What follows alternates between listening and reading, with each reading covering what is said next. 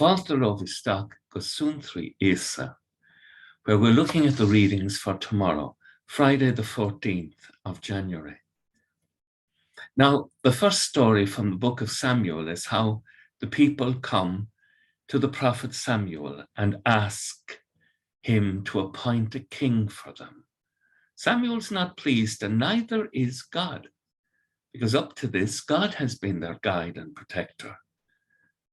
And so the Lord says to Samuel, go ahead and do it, because sometimes the only way to convince people that they've made a terrible mistake is to let people go ahead. Happens in our lives sometimes when we persist in committing sin. God doesn't stop us, but he allows us to experience the pain and the alienation of our sin. And if you look at tomorrow's gospel, it's the gospel of the healing of the man who's paralyzed. The man is let in through the roof. He can't get in. His companions tear open the roof and put him in through a hole in the roof. Now, Jesus wants to heal the man. So he begins by healing what ails humanity, sin.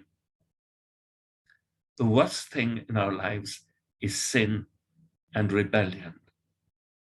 It's not necessarily the cause of his illness. In fact, there's no connection in the sacred scriptures here between his paralysis and his sin.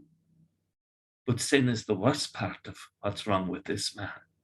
It's also the worst part of what's wrong with you and me, and our failure to reject sin. And so Jesus, to prove that he has the power to forgive sins, to bring about reconciliation, does so powerfully and heals the man. And all of the people are amazed when Jesus says, I order you, get up, pick up your stretcher and go off home. And the man got up and picked up his stretcher at once and walked out in front of everyone. And they were all astounded and praised God, saying, we've never seen anything like this. Isn't that wonderful? But the lesson remains. We do have a fear of physical sickness and pain and COVID and all sorts of things, arthritis and everything. The real thing to be frightened of, the real thing to pray to be delivered from, is sin. And God's mercy is great. And so the psalm speaks of, I will sing forever of your love, O Lord. Behind me at this time, there should be an image of the world from outer space, with the dawn coming up. And as we look at it, we're looking down there on Little Ireland.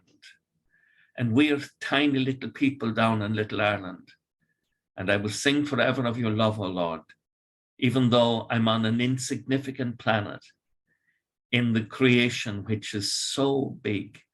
And I'm just one of millions and millions of people. You love me uniquely and wonderfully. We need to be aware that the sacred scriptures tells us that politics can be a dangerous thing. So we're asked in 1 Timothy chapter 2, verse 1 and following, that we pray and intercede for those who are in politics. You know, sometimes we spend a lot of time criticizing our politicians and very little time praying for them. If we took our country seriously, you and I would pray constantly that our politicians would have the light of God's wisdom to be able to see what is the right thing to do, and the courage and the strength of God to do the right thing. Sometimes our politicians haven't the sense to ask for it themselves.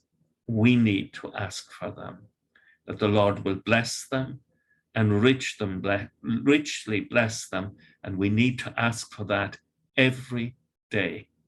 Every day, ask God to bless your political leaders and to give them the wisdom to see the truth and the courage to live by that truth.